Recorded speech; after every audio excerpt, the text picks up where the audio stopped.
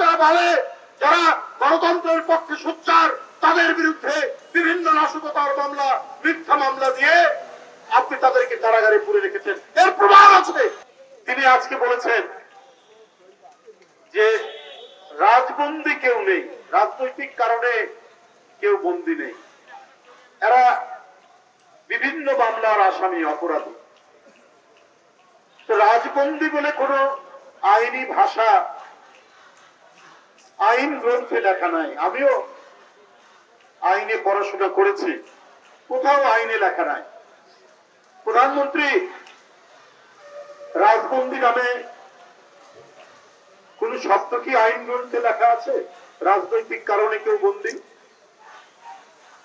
ওখানে বিভিন্ন মামলা দিয়ে ঢোকানো হয়। এই রীতি ব্রিটিশ আমল থেকে।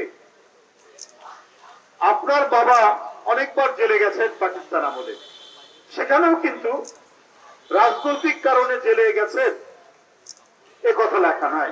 গাফফার চৌধুরী কলামিস্ট, লেখক, সাহিত্যিক এবং আপনাদের ঘরানার আওয়ামী সমর্থক একজন বুদ্ধিজীবী, তার একটাই লেখা পড়েছি যে মরহুম শেখ মুজিবুর রহমান সাহেবের নামে 17টা দুর্নীতির মামলা দিয়েছিল আইয়ুব খান। কিন্তু সারা দেশের মানুষ মনে করত উনি সহ আরে অনেক যেসব রাজনীতিবিদদেরকে বিভিন্ন মামলায় কারাগারে ঢোকানো হয় বিভিন্ন নামে, বিভিন্ন মামলা দিয়ে, মানুষ তাই মনে করত যারা রাজবন্দী। এইরকম উপমহাদেশে অনেকেই কারাগারে গেছেন ব্রিটিশ আমলে, তাদের নামেও বিভিন্ন মামলা দিয়ে তাদেরকে কারাগারে নেওয়া হয়েছে, তাদের উপরে বিচার করা হয়েছে। জওয়াহরলাল নেহরু, মহাত্মা গান্ধী, মৌলানা মোহাম্মদ আলী, মৌলানা শওকত আলী, কত নেতৃবৃন্দ। কোথাও কিন্তু রাজনৈতিক কারণ লেখা থাকে না। যারা কায়েমি শাসক গোষ্ঠী তারা বিভিন্ন ধরনের অপরাধ দিয়ে সেখানে তাদের নাম দেয়। আপনি বলছেন যারা বিভিন্ন মামলার আসামি, এটা তো আপনি বলছেন।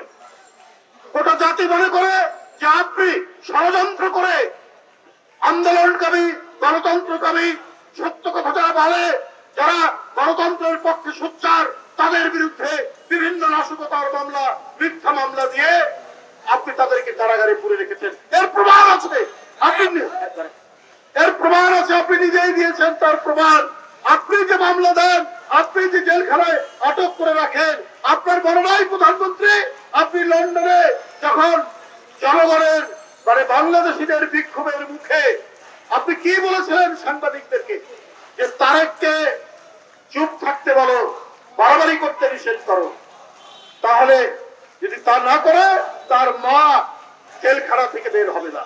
আপনার এই কথাটাই তো প্রমাণ করে যে আপনি বিএনপির নেতা কর্মী, একবার দেশনেত্রী বেগম খালেদা জিয়া, দেশ নায়ক তারেক রহমান থেকে তৃণমূলের একজন কর্মী, সবগুলোই আপনার নির্দেশে, আপনার কথায় আপনার তাদেরকে জেলে পোড়া, তাদের নামে মিথ্যা মামলা দাও, তাদের নামে সাজা দাও, এটা প্রমাণিত। গণমাধ্যমে 2-1 দিন আগে এসছে ক্ষমতা ঘনিষ্ঠ একজন ব্যক্তি 14টি হত্যা মামলার আসামি, তার 5 বছরের সাজা হয়েছে। কারণ তিনি সরকারের ঘনিষ্ঠ। ওদের অপরাধী, ওদের সিন্ডিকেট বাজ, ওদের মাফিয়া চক্র, ওদের গুন্ডাতন্ত্র, এদের প্রত্যেকের 7 খুন মাফ।